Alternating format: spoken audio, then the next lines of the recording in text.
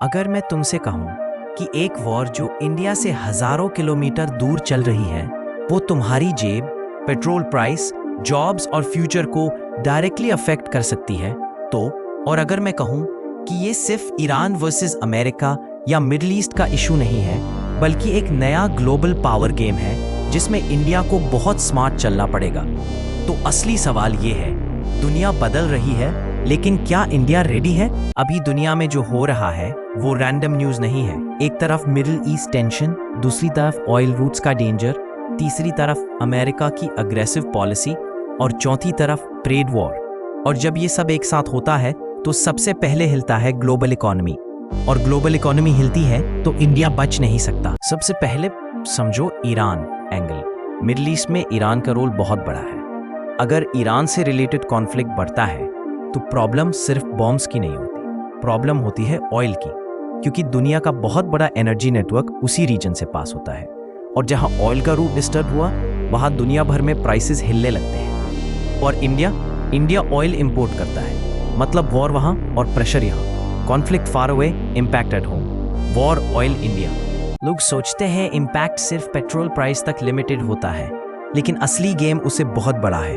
Transport महंगा, shipping महंगी, import महंगा, मैन्युफैक्चरिंग महंगी, और आखिर में आम आदमी की लाइफ महंगी।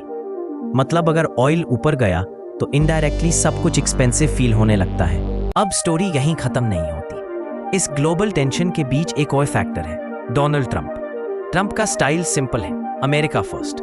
चाहे टैरिफ्स लगाने पड़े, ट्रेड प्रेशर बनाना पड़े या ग्लोबल सप्लाई चेन्स को हिला देना पड़े। प्रॉब्लम, जब अमेरिका अपनी इकोनॉमिक पॉलिसी को एग्रेसिव बनाता है तो पूरी दुनिया का ट्रेड पैटर्न डिस्टर्ब होता है। अब सबसे इंपॉर्टेंट सवाल, इंडिया को नुकसान होगा या फायदा? आंसर सिंपल नहीं है। शॉर्ट टर्म में प्रेशर हो सकता है, ऑयल, इन्फ्लेशन, ट्रेड अनसर्टेनिटी, लेकिन लॉन्ग टर्म में इंडिया के पास एक बड़ा मौका भी है, क्योंकि जब दुनिया चाइना डिपेंडेंसी कम करना चाहती है तो सप्लाई चेन शिफ्ट का नेक्स्ट बड़ा कैंडिडेट कौन बन सकता है? इंडिया। मतलब दुनिया का क्राइसिस इंडिया के लिए अपॉर्चुनिटी भी बन सकता है। और अब आता है सबसे डेंजरस पार्ट, फ्यूचर वॉर सिर्फ मिसाइल से नहीं लड़ी जाएगी। AI, cyber attacks, data centres, chips, satellites, ये सब अब नए बैटलफील्ड बन चुके हैं। मतलब आने वाले टाइम में पावर सिर्फ आर्मी से डिसाइड नहीं होगी, टेक्नोलॉजी से होगी। जो कंट्री एनर्जी, एआई, चिप्स और ट्रेड को कंट्रोल करेगी, वो फ्यूचर को कंट्रोल करेगी। Recent geopolitical analysis argues AI systems, cyber operations, and data infrastructure are becoming strategic assets in active conflicts, not just tech business tools. Billion hopes plus one. India के लिए सबसे बड़ा test अब ये नहीं है कि वॉर कहाँ हो रही है, बल्कि ये है कि इंडिया कितनी स्मार्ट डिप्लोमेसी खेलता है। एक तरफ अमेरिका, एक तरफ मिडिल ईस्ट, एक तरफ ट्रेड प्रेशर, एक तरफ एनर्जी नीड।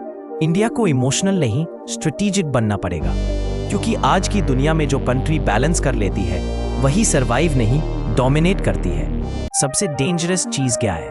ये कि ज्यादातर लोग सोच रहे हैं ये सब बस हेडलाइंस है, लेकिन रियलिटी में ये हेडलाइंस नहीं, वार्निंग साइंस है। आज ऑयल रूट डिस्टर्ब हुआ, कल इन्फ्लेशन आई, परसों ट्रेड शॉक आया, और फिर जॉब्स, बिजनेस और मिडिल क्लास पर प्रेशर। यानी वर्ल्ड पॉलिटिक्स अब सिर्फ टीवी डिबेट का टॉपिक नहीं रही, अब ये तुम्हारी रियल लाइफ का इशू बन चुकी है। तो फाइनल बात सिंपल है, Iran war, Trump tariffs, oil crisis, AI rivalry, ये सब अलग अलग स्टोरीज नहीं है, ये एक ही स्टोरी के पार्ट्स हैं, नए वर्ल्ड ऑर्डर की स्टोरी। और इस नई दुनिया में सिर्फ वही कंट्रीज आगे बढ़ेंगी जो फास्ट, स्ट्रेटेजिक और प्रिपेयर्ड होंगी। क्वेश्चन ये नहीं है कि दुनिया बदलेगी या नहीं, क्वेश्चन ये है जब दुनिया बदलेगी तब इंडिया कितना रेडी होगा। Final on screen text, new world order, is India ready? अगर तुम चाहते हो मैं इस टॉपिक का पार्ट 2 बनाऊं तो कमेंट में लिखो इंडिया रेडी और सब्सक्राइब करो, क्योंकि आने वाले मंथ्स में दुनिया और इंटरेस्टिंग होने वाली है।